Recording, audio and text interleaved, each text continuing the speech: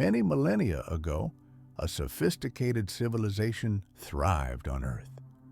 Its people had insights and technologies that not only exceeded those of their peers in different regions, but might have even outpaced individuals from the 21st century. Traces of this civilization can be discovered across several continents in the form of structures, artwork, ancient texts, and folklore. It is thought that the great Atlantis perished due to a cataclysmic event, and since that time, it has remained elusive to all seekers. The narrative of Atlantis is far more intricate than generally assumed. Initially perceived as a myth or an enchanting enigma from history, it actually represents a pivotal global occurrence. This phenomenon played a considerable role in the rise of Hitler and has led many to reevaluate our historical narrative.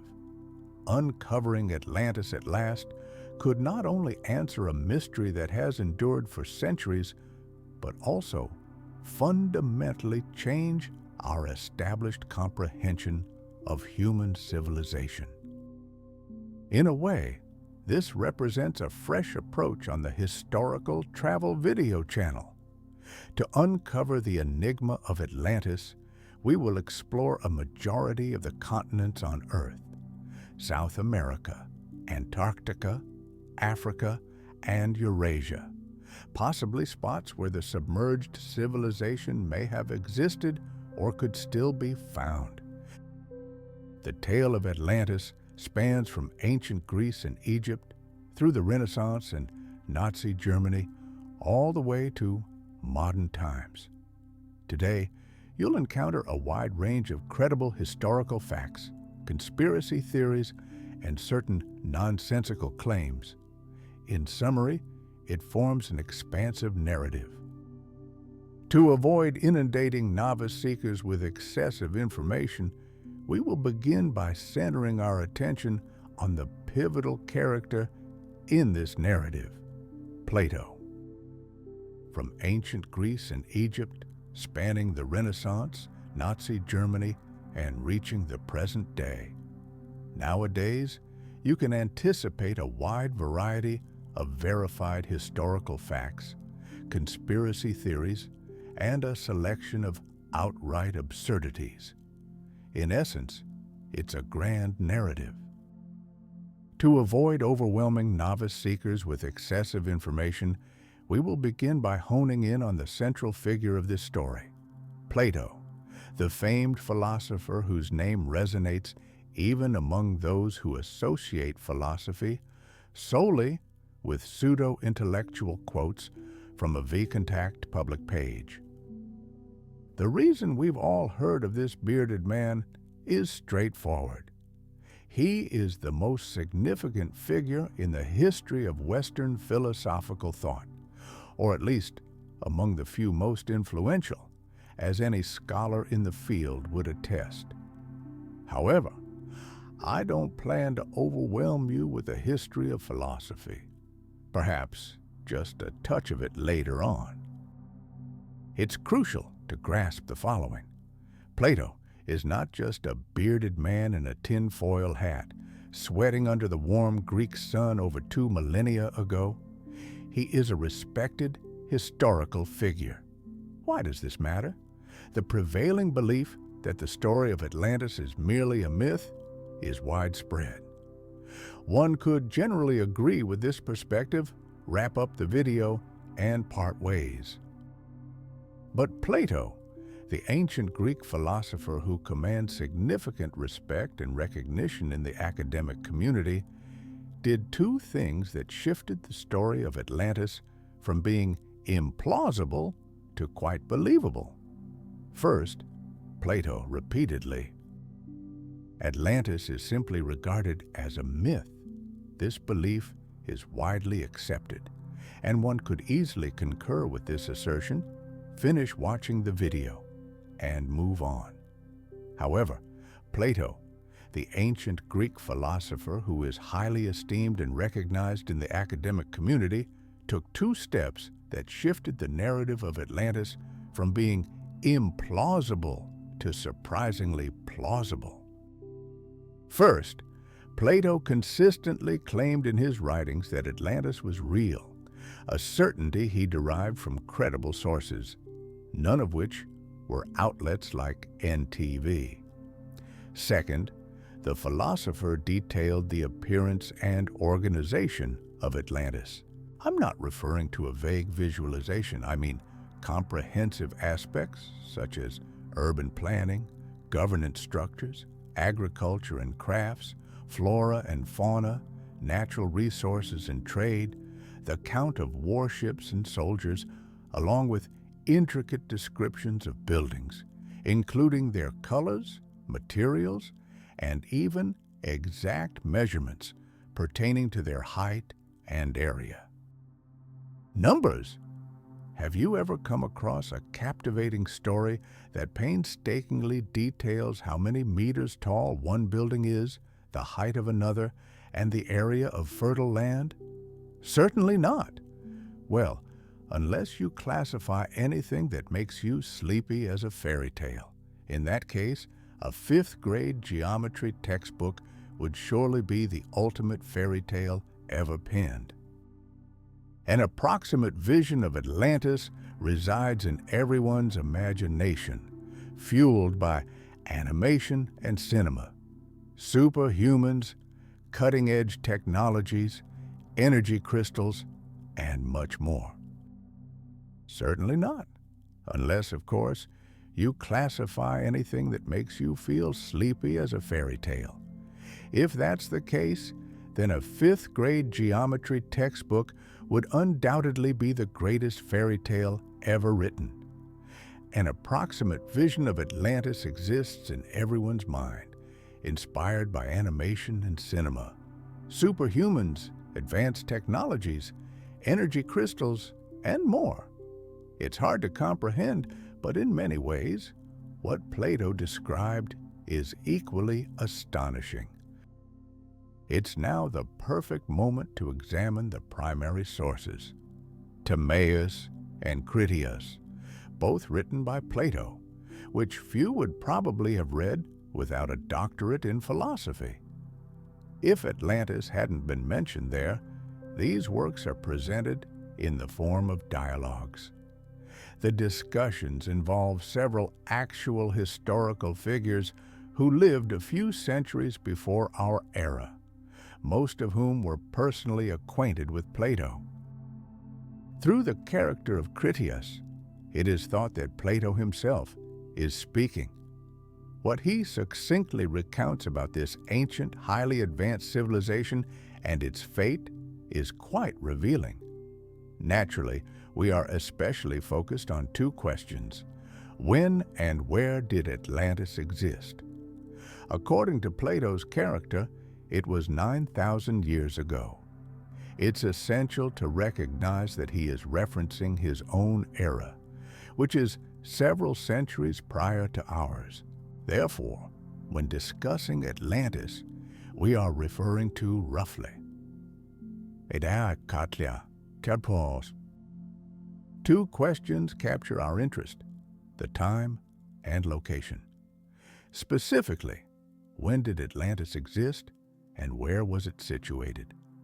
According to Plato's character, it was 9,000 years ago. It's crucial to note that he is calculating from his own time, which is several centuries before our era. Thus, in relation to Atlantis, we are referring to approximately 9,500 years before our time. This is a significant temporal reference that will resurface more than once. Plato stated that Atlantis was situated beyond the Pillars of Hercules. This description likely pointed to the elevations flanking the Strait of Gibraltar, which separates the Mediterranean Sea from the Atlantic Ocean. The text also references a conflict between those residing within the Pillars of Hercules and those on the other side. This implies that the Greeks and the inhabitants of Atlantis were involved, indicating that the lost civilization once thrived in the Atlantic Ocean. I realize that suggesting Atlantis was located in the Atlantic Ocean may seem like a Captain Obvious's conclusion. However, this notion changes once you discover that, according to Plato, the inhabitants of Atlantis likely did not use the term Atlantis to refer to their home. The location had an entirely different name. Thus, we have established where and when, leaving us with the most intriguing question. What did the legendary Atlantis symbolize? Plugging this question into Google will yield many similar results. Until you discover that the inhabitants of Atlantis, according to Plato, likely did not call their home Atlantis. The location had an entirely different name. Therefore, we have established the time and location, but the most fascinating question still lingers. What did the legendary Atlantis symbolize? Searching this question on Google will yield many similar results. Multiple rings of water and land surrounding a large plain, all situated on a vast island that, in Plato's words, is larger than Asia and Libya combined. The central area featuring those rings was a vibrant port, all the canals interconnected to allow ships to navigate through. At the heart of it all stood a magnificent temple of Poseidon, richly decorated, including golden statues. According to Plato, Atlantis was the wealthiest civilization to have ever existed. It boasted abundant natural resources, successful agriculture, and remarkable advancements, notably a complex irrigation system that enabled 2 harvests annually. Additionally, Atlantis was defended by a formidable army and navy. As I have noted, all this information from Plato is accompanied by specific figures. The palace's height is 200 meters, the canal's width is 100 meters, and the number of ships totals 10,000, among others. When it comes to Atlantis's fate, Plato also offers a fairly clear explanation. After a series of unparalleled earthquakes and floods, Atlantis disappeared beneath the waves within a single day and night. This information from Plato includes specific measurements. The palace stands 200 meters tall, the canal is 100 meters wide, and there are 10,000 ships, amongst others. Concerning the fate of Atlantis, Plato gives a rather straightforward answer as well. Following a series of extraordinary earthquakes and floods, Atlantis disappeared beneath the waves in just a single day and night. Therefore, the narrative of the lost civilization is quite clear overall.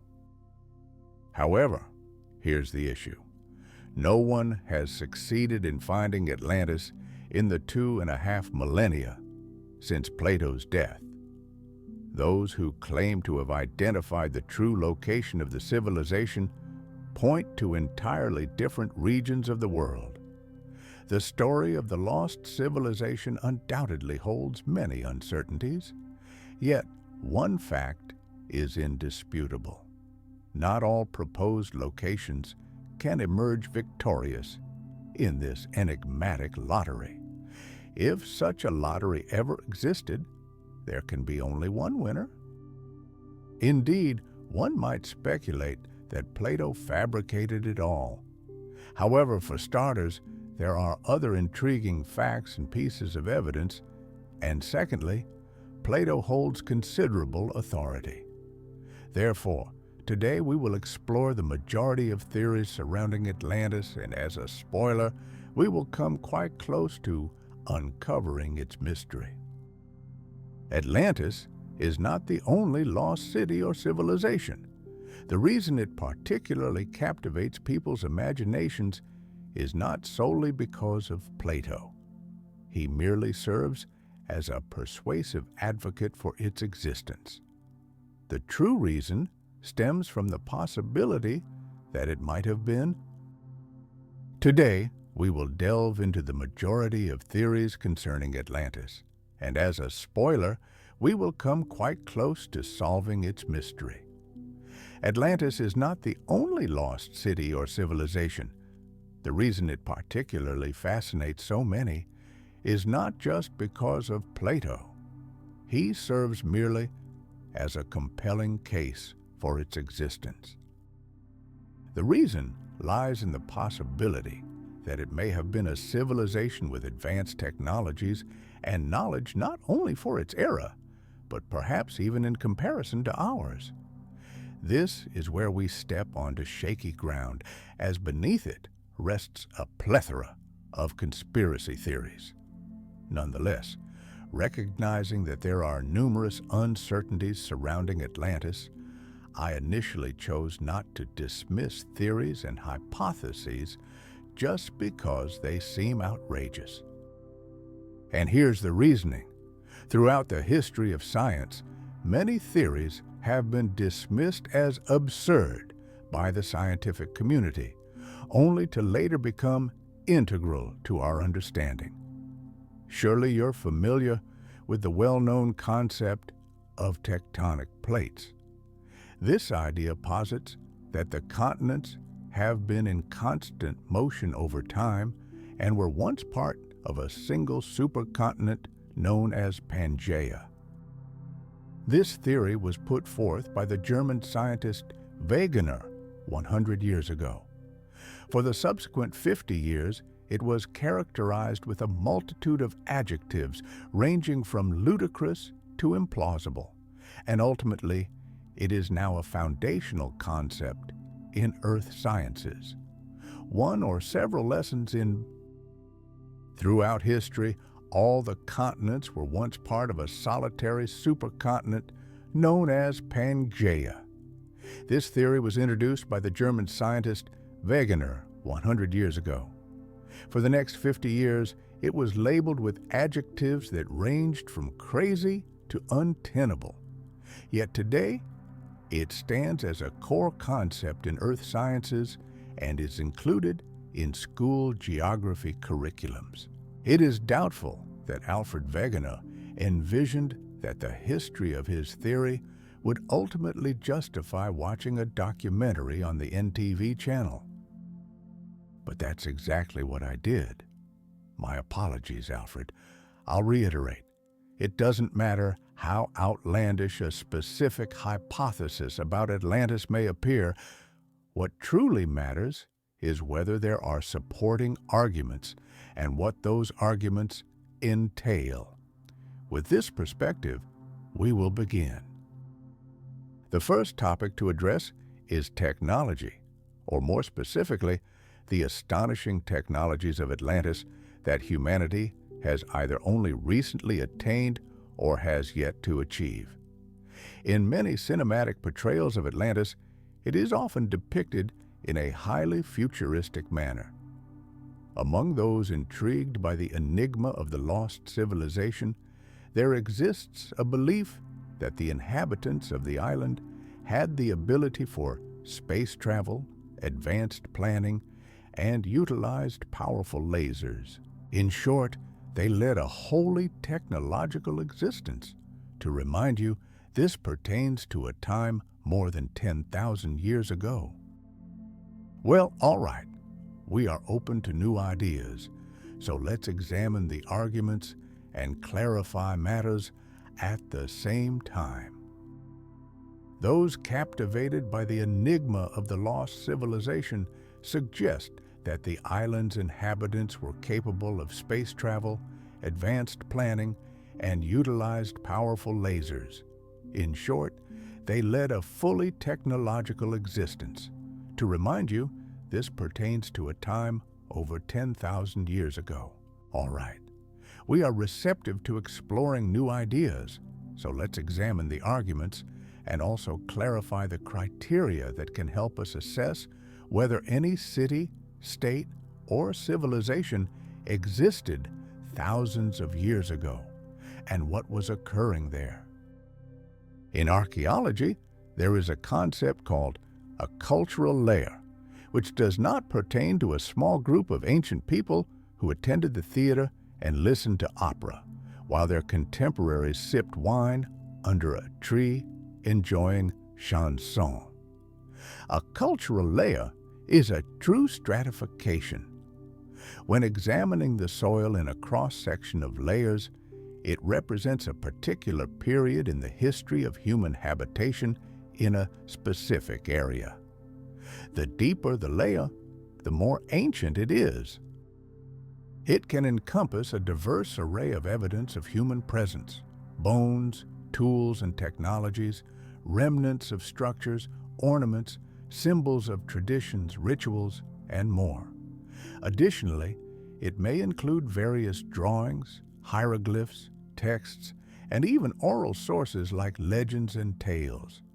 By leveraging all these findings, scientists can decode texts, perform comparative analyses of artifacts with those from other regions, conduct DNA tests, or carry out carbon dating. The latter is technologies, remnants of structures, ornaments, symbols of traditions, rituals, and so on. Furthermore, there are various drawings, hieroglyphs, texts, and even oral sources like legends and tales. By employing all of these findings, scientists can decode texts, conduct comparative analyses of artifacts with those from other regions, perform DNA tests, or carry out carbon dating. The latter is an incredible technology I discovered while working on the video.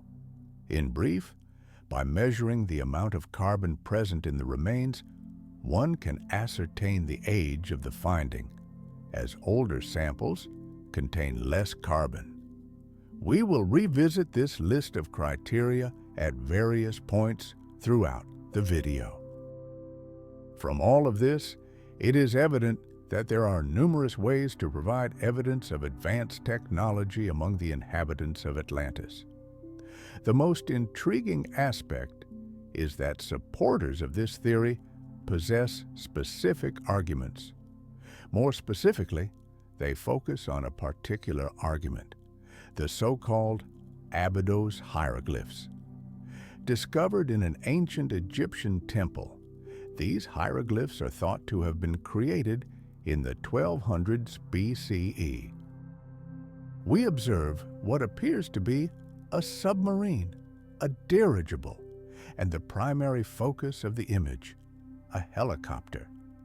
Where could the ancient Egyptians have gained knowledge of such technologies? After all, there has been no evidence of anything like this in their recorded history of excavations. According to the Atlanteans, the following transpired. The Egyptians obtained these inventions from a limited number of... In the years before our era, we see what resembles a submarine, a dirigible, and the focal point of the image, a helicopter. Where did the ancient Egyptians gain knowledge of such technologies? After all, nothing of this sort has emerged in their own history of excavations. According to the Atlanteans, the following transpired. The Egyptians discovered these inventions from a small group of surviving inhabitants of Atlantis. Furthermore, this is not the only link between Atlantis and Egypt. In fact, one of the sources for Plato's tale was an Egyptian priest. Let's be honest. Does the figure genuinely resemble a helicopter? Or do we perceive a helicopter simply because the human brain has a tendency to recognize familiar symbols in unfamiliar objects? It's akin to clouds that appear to resemble animals or other beings. However, it's evident that this is just an amorphous mass of liquid particles featuring Abydos hieroglyphs. According to Egyptologists, the situation was this. The temple was constructed and began to be adorned for one pharaoh. But after his death, the work continued under another. Consequently, on one hieroglyph, that had no relation to advanced technologies, an image of another was superimposed. Moreover, as time went by, the arguments of archaeologists who found no evidence that the Egyptians possessed such technologies or even had knowledge of them were also examined to some extent. In summary, science, thus returning to the criteria we mentioned earlier, has only one argument in favor of regarding advanced technologies. An image of another was superimposed on the hieroglyph. Furthermore, as time progressed, the arguments of archaeologists who found no evidence of the Egyptians having such technologies or knowledge of them were examined to a degree. In summary, science, returning to the criteria we discussed earlier, deems the argument in favor of the inhabitants of Atlantis possessing supertechnology to be untenable. And naturally, it's impossible not to recognize that discussions about the supertechnology of Atlantis consistently focus on spaceships, lasers, and submarines. Yet no one mentions, for example, bulldozers or the water channels described by Plato. After all, you can't dig with a spaceship. However, if we consider supertechnology relative to its era, the question becomes significantly more intricate. Advanced construction, navigation, irrigation systems, and so forth. 9,500 years before our era, which is what Plato refers to, certainly sounds impressive. Now is the ideal moment to discuss the documentaries from NTV, especially the few on the subject of Atlantis that I've seen. If you're curious, you can easily find them on YouTube. Yes, there is a sense that the scriptwriter, editor, and other crew members were primarily working for food, as the documentaries mostly compile random stock footage rather than featuring footage filmed specifically for the feature. Yes, the primary expert on the subject of Atlantis in one of the documentaries is, for some reason, not. Find them on YouTube. There is certainly a sense that the scriptwriter, editor, and other team members were primarily working for food, as the documentaries largely consist of random stock footage rather than material shot specifically for the film. In one of the documentaries, for some reason, the main expert on the topic of Atlantis is not an archaeologist or a geologist, but a philologist. I don't know. Perhaps the creators assumed that all words ending in tax have roughly the same meaning. However, the films are grounded in many real facts, often presented out of context and blended into a rather peculiar mix. Yet, there is an important concept in these documentaries that is genuinely intriguing and warrants discussion. Thousands of years ago, when humanity consisted of little more than primitive hunter-gatherers, there existed a remarkably advanced civilization for its time. Many later accomplishments of ancient cultures, such as the Egyptians with their pyramids, were made possible by the secrets and innovations of that very advanced civilization, which has inexplicably vanished. And the primary candidate for the location of this civilization is, of course, Atlantis. The notion that an even older and significantly more advanced civilization underlies many achievements of ancient cultures is, in fact, not a new one. In the 10th to 12th centuries, many people across the globe embraced this theory in anthropology. There is even a specific the vanished civilization, and the leading candidate for the location of this civilization is, of course, Atlantis. The notion that many achievements of ancient civilizations are rooted in an even older and significantly more advanced one is, in fact, not a new concept. During the 10th to 12th centuries, many individuals around the world subscribed to this theory in anthropology. There is even a specific concept known as diffusionism. In essence, it posits that the technological and cultural advancement of societies occurred through the borrowing, blending, and conquering of others. This stands in direct contrast to the idea of evolutionism. If we distill diffusionism into a specific example, the Egyptians and other civilizations constructed remarkable pyramids one after another, not because they developed the concept independently, but because they drew on technologies from a more ancient and advanced society. And since we are receptive to new ideas in this video, let's delve deeper into the theory. Strangely enough, this will lead us closer to unraveling the mystery of Atlantis. The films from the NTV channel are certainly entertaining, but because they are produced on a shoestring budget, it's hard to take them seriously even before you begin verifying the facts. A completely different impression emerges when you watch their Western counterparts. One of the recent projects gaining attention online is titled Ancient Apocalypse, a Netflix documentary series with a significant budget, filmed globally and showcasing a wealth of... It's an amusing observation, but due to their low production quality, it's easy to find them hard to believe even before you start verifying the details. A completely different sensation occurs when viewing their Western counterparts.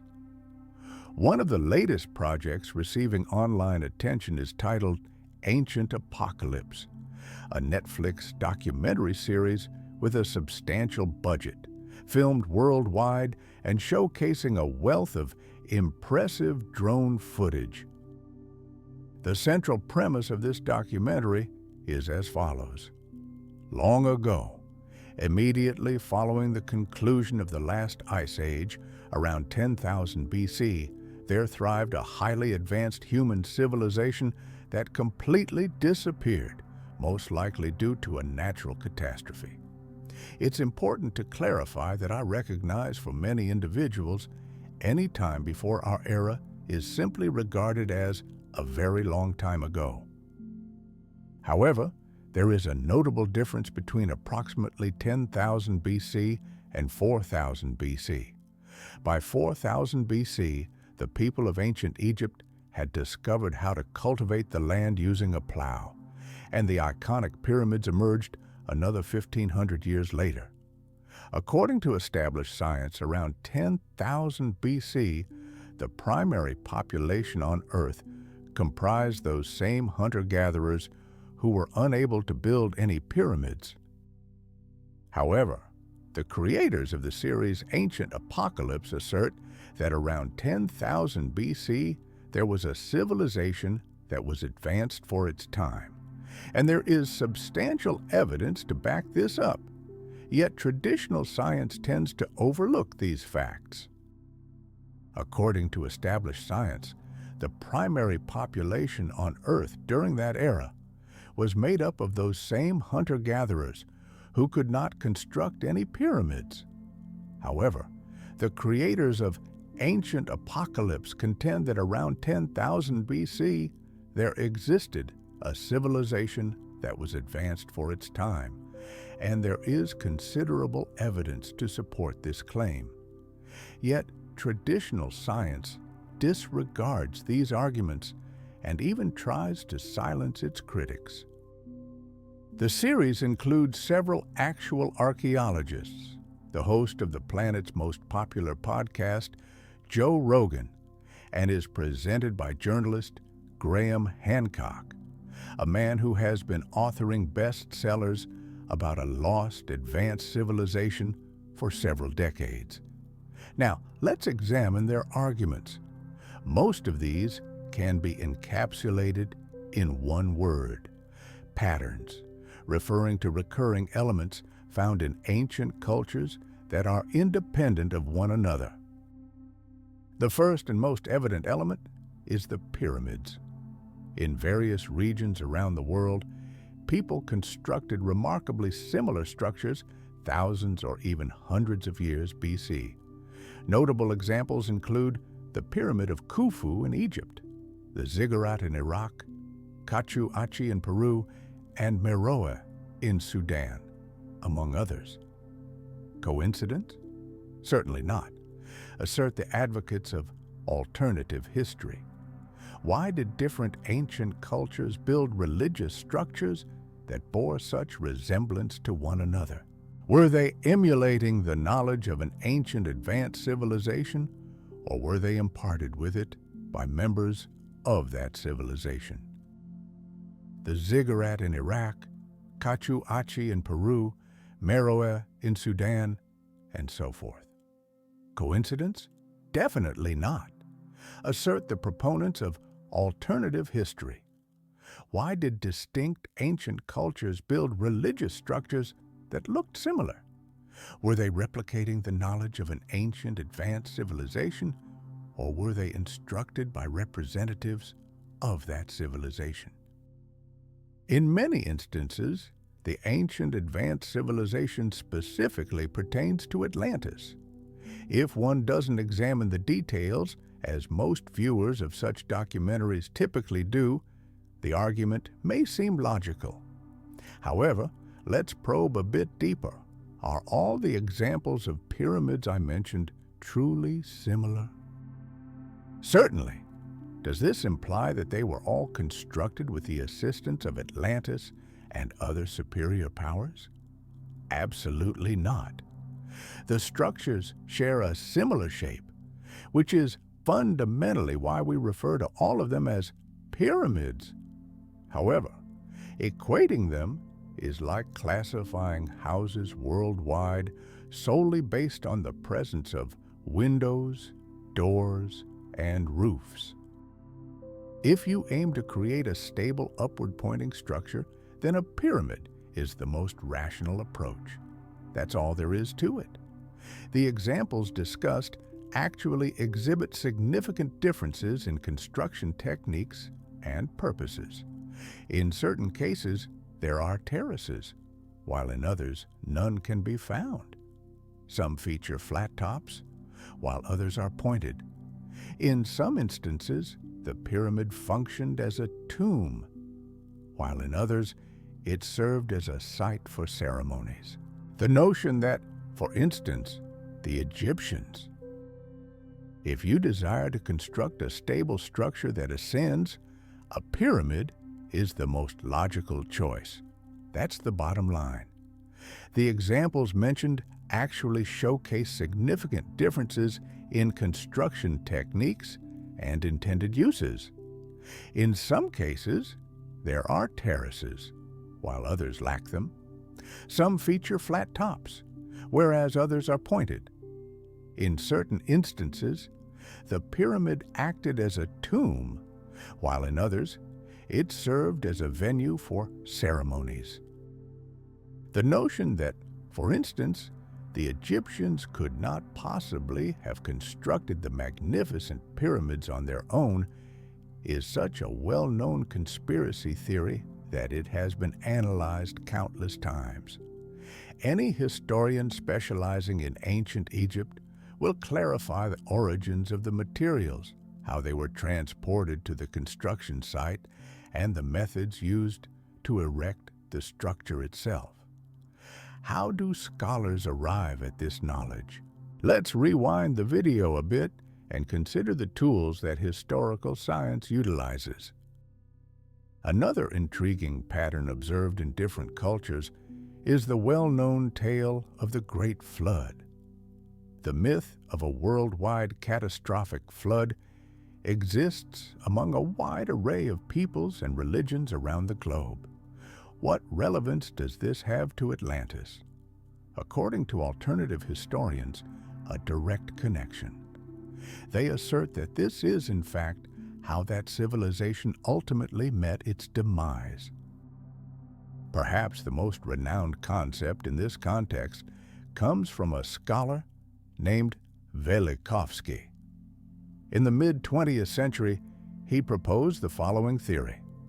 Around 1500 BC, a fragment broke off from Jupiter and began its voyage through the solar system, passing close to Earth. In their view, this civilization ultimately sank. One of the most famous theories on this subject comes from a scholar named Velikovsky. In the mid-20th century, he proposed the following theory. Around 1500 BC, a fragment broke off from Jupiter and started its journey through the solar system. As it passed near Earth, it stopped its rotation, resulting in an unprecedented tsunami, flooding, and earthquake on our planet. After that, the fragment from Jupiter continued on its path and eventually became what we now know as the planet Venus. Meanwhile, on Earth, many regions submerged, including Atlantis. Humanity suffered a collective amnesia from such a dramatic event. Consequently, there are no solid references or traces of Atlantis remaining, apart from a few scattered legends. The theory certainly seems ambitious. Lacking a background in physics, let's seek the insights of an expert, one of the most esteemed specialists in the field, renowned astrophysicist Carl Sagan. He closely analyzes Velikovsky's theory and identifies its flaws. In summary, Velikovsky fails to explain how a fragment broke off from Jupiter, but that is not even the primary problem.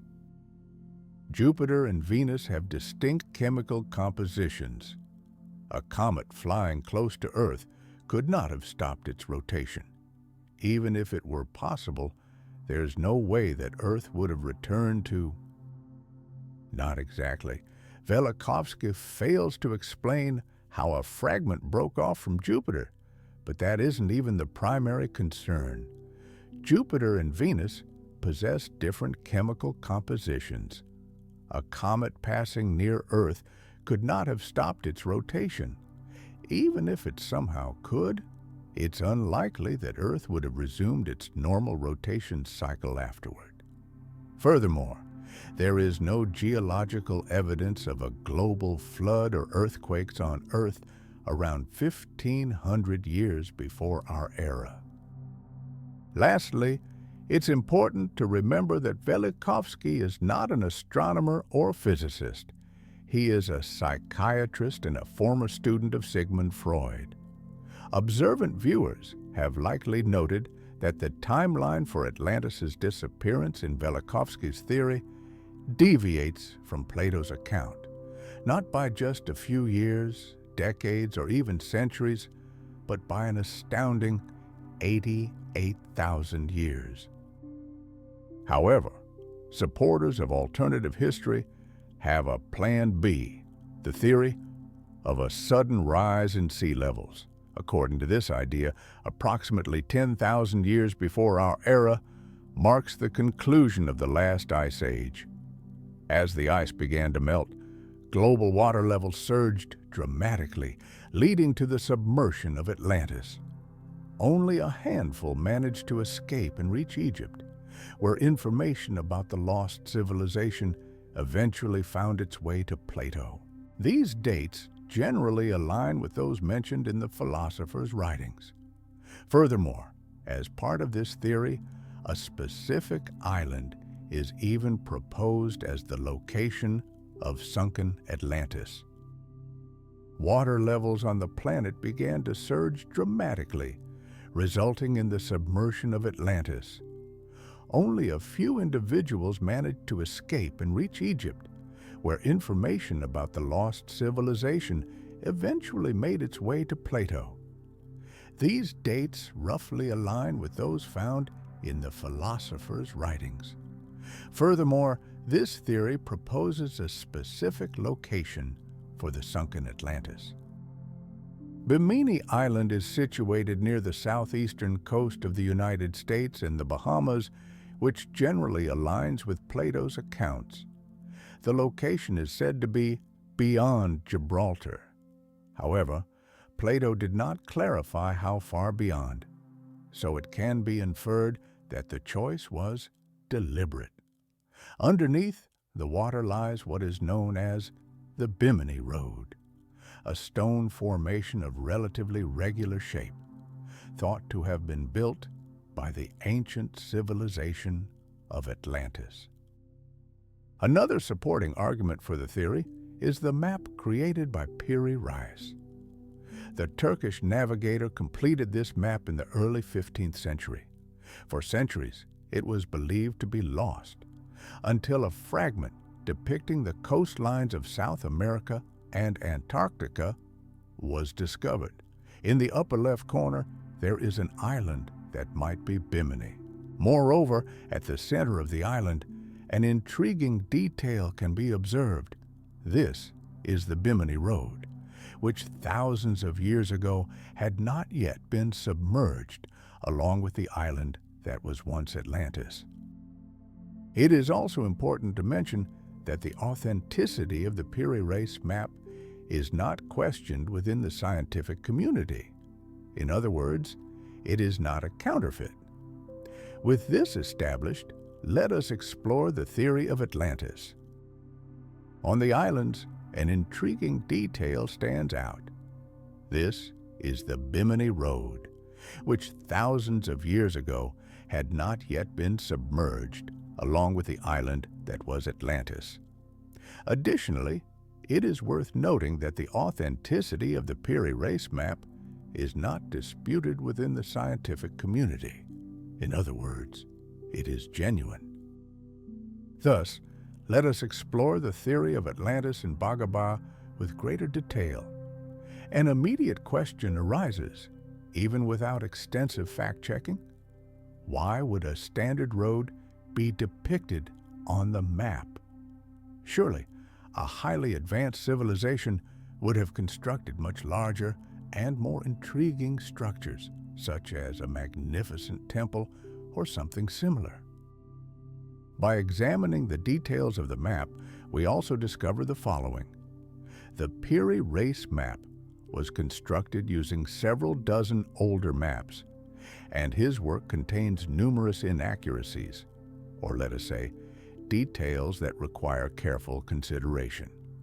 For instance, north is oriented differently in various sections of the map, which likely indicates that the island with the road is indeed inverted, and it could simply be one of the Caribbean islands, particularly Puerto Rico. Furthermore, what is illustrated at its center is not the road of Atlantis, but rather a mountain range. The next aspect to consider is the road itself, which does have the appearance of a road. Unfortunately, resemblance is the sole argument available to the proponents of the Atlantis theory. Yet, for alternative science, this appears to be a significant point.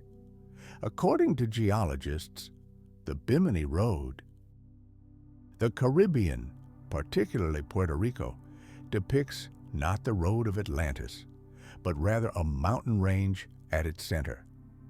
The next point to highlight is the road itself, which certainly has the appearance of one.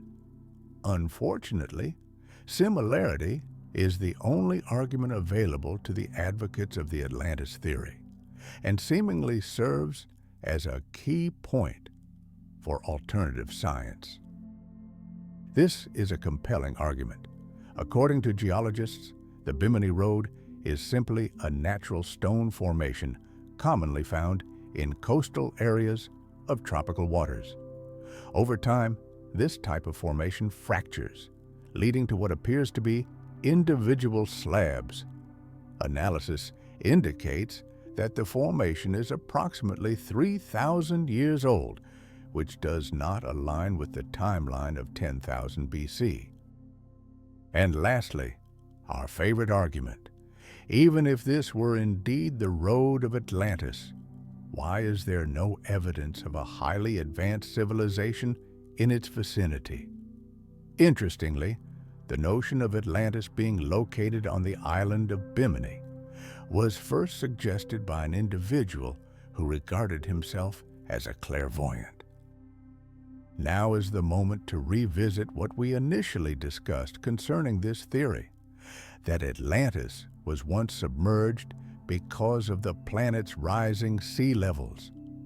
Perhaps not in the Bocas region, but in another area of the Atlantic or the Mediterranean Sea. According to the data currently available to science, water levels did rise following the Ice Age. However, we are referring to increases of only millimeters or tens of millimeters per year. Firstly, this increment is insufficient to result in flooding. It was once submerged as a result of the planet's rising sea levels. Perhaps not in the Bocas area, but in a different location in the Atlantic or the Mediterranean Sea. Current scientific data indicates that water levels did rise after the Ice Age. However, we are discussing increases of only millimeters or tens of millimeters per year. Firstly, this increment is insufficient to submerge a massive island, as Plato described. Secondly, the flooding of coastal areas happened gradually. People from a highly advanced civilization would likely have noticed that something was wrong over several decades and could have relocated to safer territories. What evidence would remain from them? Correct, the traces of their material culture. And because I referenced the map of Piri Reis, it's important to highlight the following. This image is mainly popular due to its apparent accurate depiction of Antarctica's coastline, notably showing the coastline of Antarctica, devoid of ice. Firstly, the continent was officially discovered only in the 19th century, while I remind you that the map dates back to the 15th century. Secondly, if Antarctica was once free of ice, then Atlantis could have been situated there. The most remarkable fact is that Antarctica was indeed ice-free over 30 million years ago. Hence, what is depicted as Antarctica on the map of Piri Reis is simply an extension of South America. The inaccuracies have already been addressed. Centuries ago, if Antarctica was once free of ice, then Atlantis could have been situated there.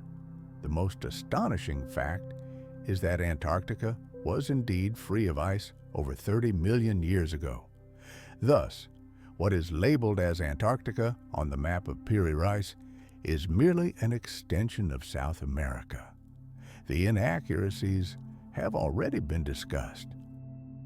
And secondly, if Atlantis existed, it was clearly not located in Antarctica.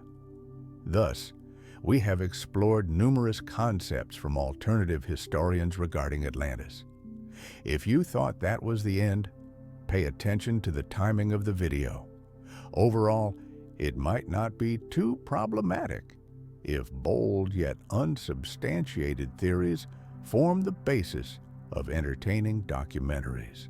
However, it's a completely different issue when such ideas are employed to instigate the most horrific war in human history and drive towards annihilation.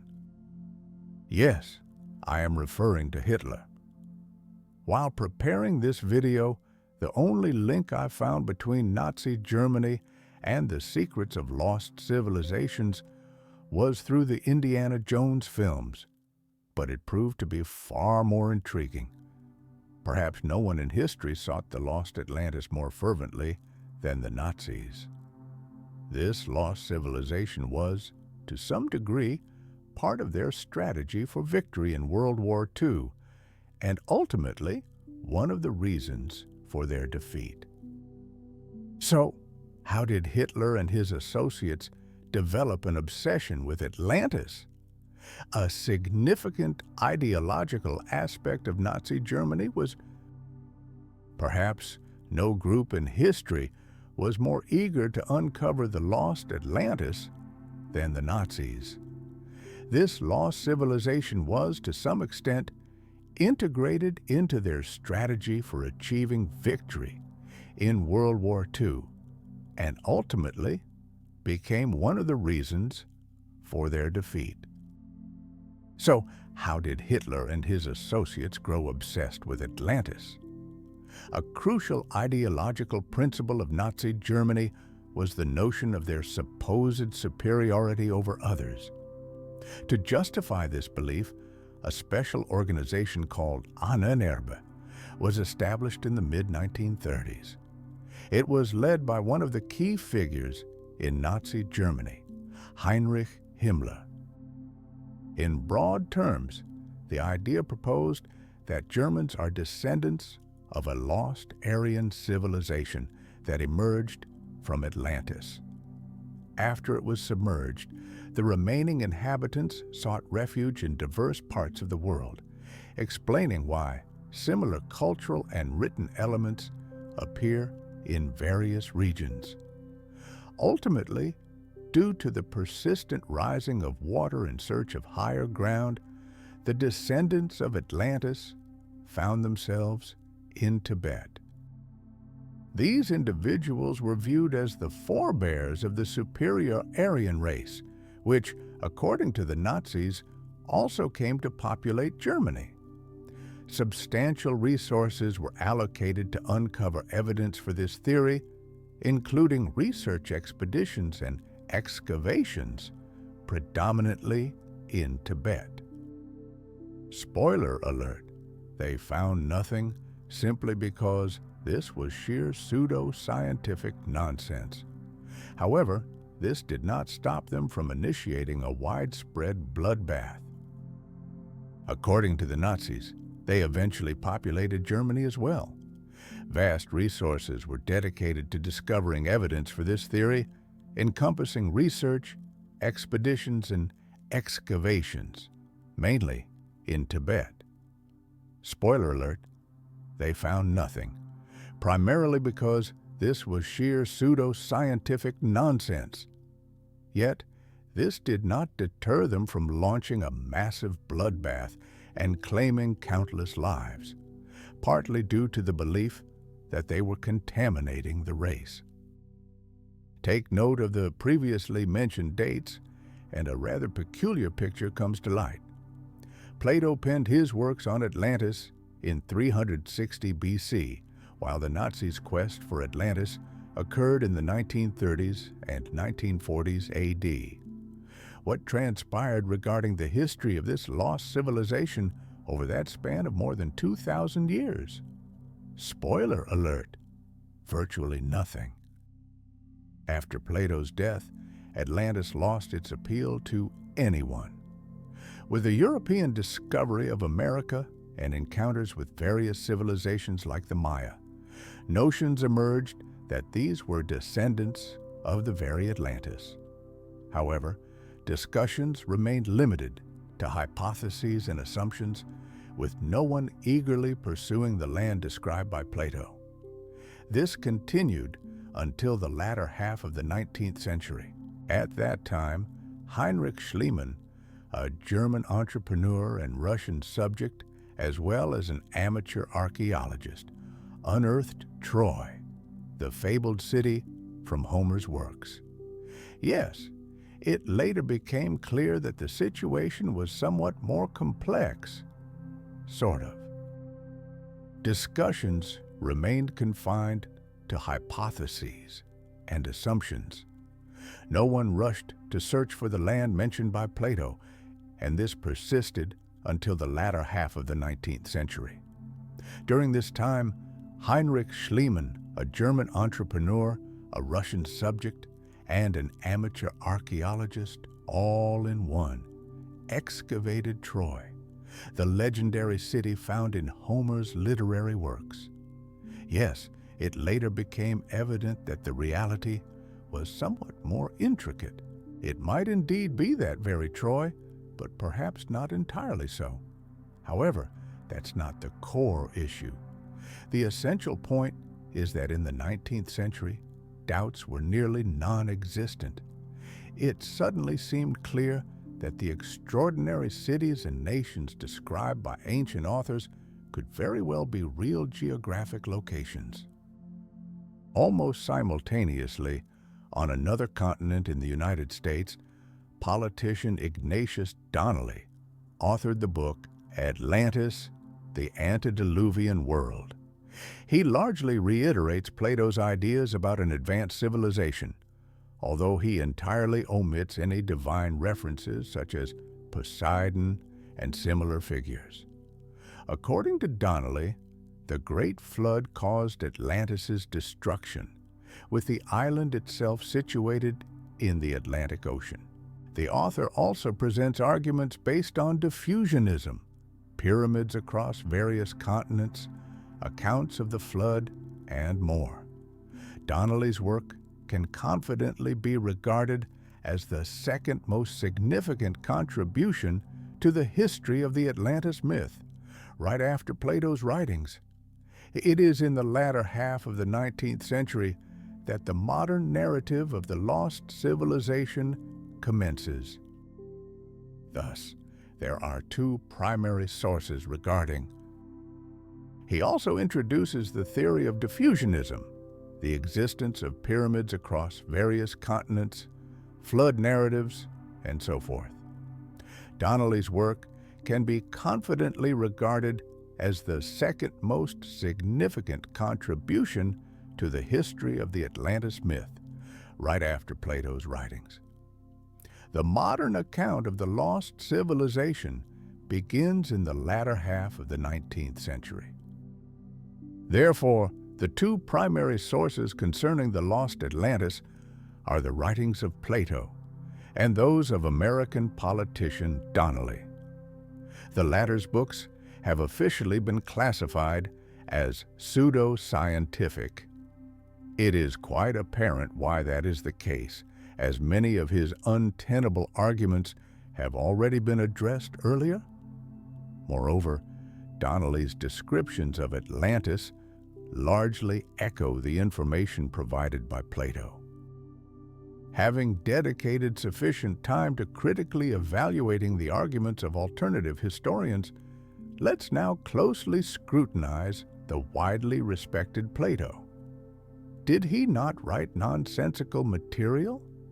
I remind you that the philosopher penned the works featuring Atlantis in 360 BC. Did he himself witness the lost civilization? Certainly not. The very Critias, the character who tells the tale of Atlantis, was a real individual and a relative of Plato. According to Critias, he acquired the story of Atlantis from his grandfather, Solon. Solon was a renowned Athenian statesman. Although Solon himself never encountered Atlantis, he learned its history during a visit to Egypt. There, a local priest. The character Critias, who narrates the tale of Atlantis, was indeed a real person and a relative of Plato. Critias recounted that he learned of Atlantis from his grandfather Solon, a celebrated Athenian statesman. Solon himself never witnessed Atlantis, but he discovered its history during a journey to Egypt. There, a local priest informed him about the mighty island situated in the Atlantic Ocean, sharing numerous details concerning the structure and destiny of Atlantis, which Plato later elaborated on in his writings. In other words, even without exploring the specifics of the story, it becomes clear that the original sources, to be blunt, are quite lacking. The accounts began to be documented only around a century after Solon. Prior to that, the transmission was purely oral. This indicates that all those details regarding the number of ships, the height of buildings, and the depth of canals were memorized and subsequently passed down to his grandson. It appears that Solon also did not know the Egyptian language, which complicated his communication with the local priest. Interestingly, the name Atlantis was created by Critias himself, based on Egyptian translation. This suggests that the inhabitants of Atlantis, if they did exist, knew their homeland by a different name. Fine. Let's presume Solon understood everything correctly, memorized it completely, and communicated it properly to his grandson. What guarantees are there that the Egyptian priest recounted an authentic story? After all, according to him, everything transpired 9,000 years ago, counting from Critias, as translated from Egyptian, indicates that the inhabitants of Atlantis, if they indeed existed, called their homeland by a different name. All right, let's assume Solon grasped everything accurately, memorized it thoroughly, and communicated it effectively to his grandson. What assurance is there that the Egyptian priest shared a true account? After all, according to him, everything took place 99,000 years ago from his point in time, roughly translating to around 9,500 years BC. During that period, mammoths were still wandering the earth. It's also essential to highlight the divine element in Plato's works. In his account, the god Poseidon played a key role in the creation of Atlantis, dividing the kingdom into 10 districts for each of his sons. Overall, after discovering all these facts, it becomes evident that Atlantis is merely a myth, completely fabricated by Plato. Nevertheless, not everyone finds it easy to move on from this idea. Two questions come to mind. Why would Plato create all of this? And perhaps more importantly, what was the basis for it?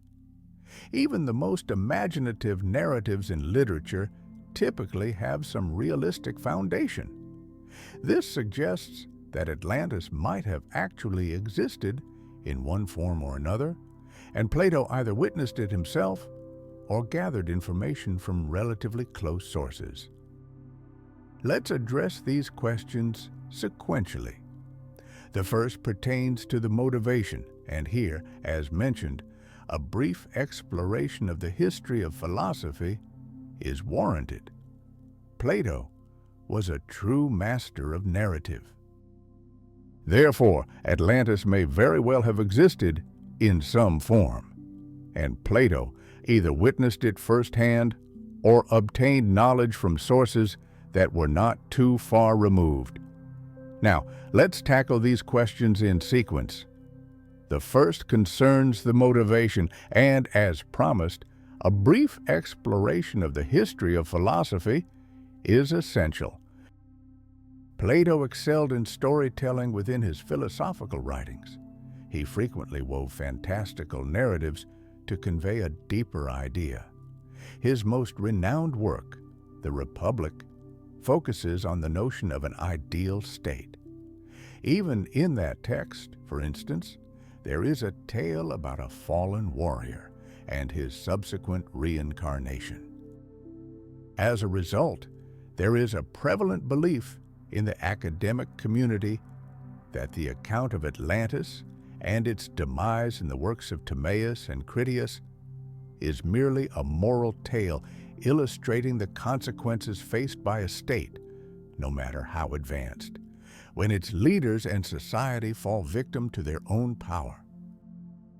The skeptics about the reality of Atlantis also aligned with another renowned philosopher, Aristotle. He not only had a personal relationship with Plato, but was also his student for many years. Nonetheless, even if it may seem less credible, the story of Atlantis, or the concept that Plato completely fabricated the legend, seems quite plausible. It is quite conceivable that this resembles a film adapted from true events, where the storyline is considerably changed, yet some essence of the original remains. He was Plato's student for many years, and yet, Even if it may seem less believable, the story of Atlantis or the notion that Plato entirely fabricated the legend appears possible. It could be that this is similar to a film inspired by real events, where the narrative is significantly modified but based on something, at least in some way, that did occur. Therefore, a version of Atlantis may have genuinely existed. Now, let's examine the three closest contenders.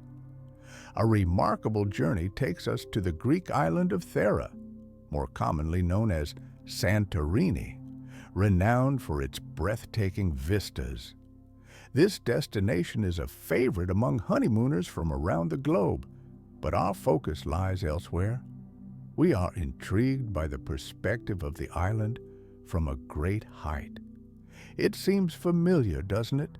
If we consider illustrations of Atlantis based on Plato's descriptions, and then envision what Atlantis might appear like if it were partially submerged, we find ourselves at Santorini, or more accurately, the Cyclades archipelago, of which Santorini is the largest. And given that the argument of similarity often supports conspiracy theorists, we will seek further evidence. Looking at the map, we see that Santorini is situated in the Aegean Sea, close to Greece and Athens, where Plato resided, and near the Mediterranean Sea. The island hasn't always had its donut shape. This formation emerged from a catastrophic volcanic eruption around 1600 BC. Santorini may very well be the sole contender for. In our search for further evidence, we consult the map and note that Santorini is positioned in the Aegean Sea, not far from Greece, Athens, where Plato lived, and the Mediterranean Sea. The island hasn't always had its current donut shape. This formation was created by a catastrophic volcanic eruption that occurred in 1600 BC. Santorini might be the sole contender for the title of the prototype of Atlantis that even gains some backing from members of the skeptical scientific community. The renowned Jacques Cousteau filmed a documentary on the island concerning the search for Atlantis. A notable clue suggesting that Santorini inspired Plato is the famous lost city referred to as Akrotiri. In the middle of the last century, this area was merely a small fishing village. However, archaeologists conducting excavations unearthed the remnants of a significant, thriving port city inhabited by members of the Minoan civilization. Around 1600 BC, a massive volcanic eruption took place, burying the city beneath layers of ash. Researchers uncovered countless ruined structures, pottery shards, tools, animal bones, and various artifacts. However, no human remains were discovered, leading to the conclusion that everyone successfully evacuated before the city was engulfed in ash. Nearby, Santorini lies the renowned island of Crete, which served as the heart of that very Minoan culture. You're likely familiar with the famous legend of the demigod Minotaur, who was ensnared in a labyrinth. The Minoans once thrived on this island. This suggests that everyone was able to evacuate before the city was covered in ash. Close to Santorini is the renowned island of Crete, known as the center of that very Minoan culture. You likely recall the famous legend of the demigod Minotaur, who was imprisoned in a labyrinth. On this island, the Minoans, who once resided in both Crete and Santorini, constructed buildings using white, red, and black stone. Ultimately, the entire Minoan civilization vanished around 1,000 years before Plato's time. I bring this up not just casually. These are subtle hints that might indicate where Plato found inspiration for his concept of Atlantis. In his narrative of Atlantis, there are references to buildings crafted from red, white, and black stone, along with the islanders' affinity for the bull motif. Additionally, there is the natural disaster that ultimately brought an end to this thriving location. It is likely that Plato was aware of the history of the city of Akrotiri and, of course, the fate of the Minoans. Indeed, numerous details from the philosopher do not align with historical records, including dates and locations. However, we concur that this could be a narrative grounded in actual events. Thus, it's time to explore another intriguing candidate located not far from Santorini. Malta is a historic island that you may know very little about, and yet do not correspond with historical facts like dates and places. Nevertheless, we agreed that this could potentially be a narrative inspired by real events. Thus, it is time to transition to another intriguing challenger, located not far from Santorini. Malta is an ancient island that you may not know much about. However, it boasts the oldest structures in Europe, dating back thousands of years before the Egyptian pyramids.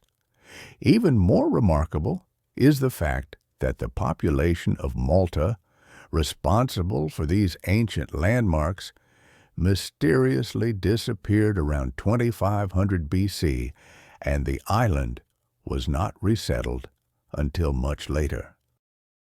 Could a natural disaster be the cause? It remains uncertain. One of Malta's greatest mysteries is the peculiar tracks dating back thousands of years BC. Some of these paths weave between the structures, while others begin inexplicably and abruptly conclude just as suddenly. The reality is that for those unfamiliar with this topic, there are theories proposing that these are traces created by the wheels of an ancient advanced civilization, at a time when the wheel was still an unfamiliar concept for humans. Another theory suggests that these could be the very water supply or irrigation systems mentioned by Plato. In other words, it's possible that Malta was Atlantis, as it is also an island. It is evident that the tracks were carved into limestone, a relatively soft material, but wheels from an ancient advanced civilization during a period when the concept of the wheel was still unknown to humans. Another theory posits that these could be the water supply or irrigation systems referred to by Plato. This suggests the possibility that Malta might have been Atlantis, considering it is also an island. It is evident that the tracks were carved into limestone, a relatively soft material, yet their purpose remains ambiguous, further piquing the curiosity of alternative history enthusiasts. This is further complicated by the ancient structures and the vanishing of the population. Consequently, Malta emerges as one of the primary candidates for the site of ancient Atlantis. However, there are significantly fewer correlations with Plato's description here compared to those found with Santorini. Next, we journey to Spain, specifically the city of Cadiz. Plato noted that Atlantis was near gods. This is the ancient name for Cadiz. In the mid-2000s, a team of German researchers uncovered signs of Atlantis nearby through satellite imagery. The formation lay within a vast natural park characterized by marshy land and appeared to mirror the very city structure Plato described, complete with rings of water and land. Indeed, the rings were ultimately part of the mainland. They were situated on an island. Nevertheless, The researchers regarded this as a convention, similar to the dates provided by Plato. According to their findings, the city in this area was devastated by a tsunami around 100 to 200 years prior to the birth of the Greek philosopher. Cities featuring rings of water and land, just as Plato described. Yes, the rings were ultimately part of the mainland. They were found on an island. However, the researchers viewed this as a convention, similar to Plato's timelines, since their data indicated that the city in this area was obliterated by a tsunami around 100 to 200 years before the Greek philosopher's birth. In the mid-2000s, the theory appeared promising. However, the challenge lies in the marshy soils of these areas, which render excavation practically impossible. A few years later, a team of scientists successfully performed a soil analysis through probing and discovered that there were indeed some structures beneath the surface. The scientists managed to excavate and collect a sample, which ultimately turned out to be 2,000 years old. This indicates that the structures were erected 400 years after Plato's death. This area of Spain is linked to another intriguing hypothesis. It is proposed that a legendary lost city named Tortest once existed here. Unlike Atlantis, which few serious scholars are keen to pursue, Tortest is the focus of many archaeologists globally. Numerous authors, both from and prior to Plato's era, referenced Tortest. It is believed to be a lost city that was once a thriving trade center, with its inhabitants boasting a unique language not found in the surrounding region. Few serious scholars are interested in searching for Tortest. However, it is a goal for many archaeologists worldwide. There are multiple references to Tortest from authors who lived both during and before Plato's time. The city is considered lost, but was once a flourishing trade center, and its inhabitants spoke a distinct language not found elsewhere in the region. Tortest vanished a couple of hundred years before Plato's birth and might have served as a model for Atlantis. Who knows? Thus, we have concluded that the renowned lost civilization likely originated in the imaginations of the ancient Greeks. However, it is still uncertain where Plato got the idea of Atlantis's ringed shape, what the dates in his narrative signify, as they do not align with known historical records. Furthermore, why were such a plethora of figures introduced? There is a hypothesis that all this ties to symbolism, Plato's fascination with mathematics, and possibly that all the numbers represent some form of code. Yet, no one has managed to decode it thus far. The conspiratorial atmosphere surrounding Atlantis is entirely understandable. The absence of knowledge will inevitably be filled with something. Since we've discussed patterns today, I want to highlight an intriguing detail. The conspiracy theories about Atlantis, similar to many others, function on the same principle. The author first concocts a theory. Whether it's irrational or not is irrelevant. What truly matters is that this theory, it is understandable. The absence of knowledge will always be filled with something. Since we've discussed patterns several times today, I want to highlight an interesting detail. The conspiracy theories related to Atlantis, much like many other conspiracies, rely on the same principle. The author initially creates a theory. Whether it's irrational or not is irrelevant. What matters is that this theory resonates with them or fulfills some purpose for the author. Then, The author seeks various pieces of evidence to bolster their theory, and typically uncovers several quite accurate facts. At the same time, the author dismisses any evidence that contradicts the theory, which typically far outnumbers supportive arguments. This is how a conspiracy theory takes shape. Interestingly, another familiar phenomenon operates on the exact same principle: propaganda. Therefore, if Plato intended Atlantis to serve as a cautionary tale, he certainly accomplished that goal. It appears that I have not been supplied with a text to format. Please share the passage you would like me to work on, and I will be glad to assist.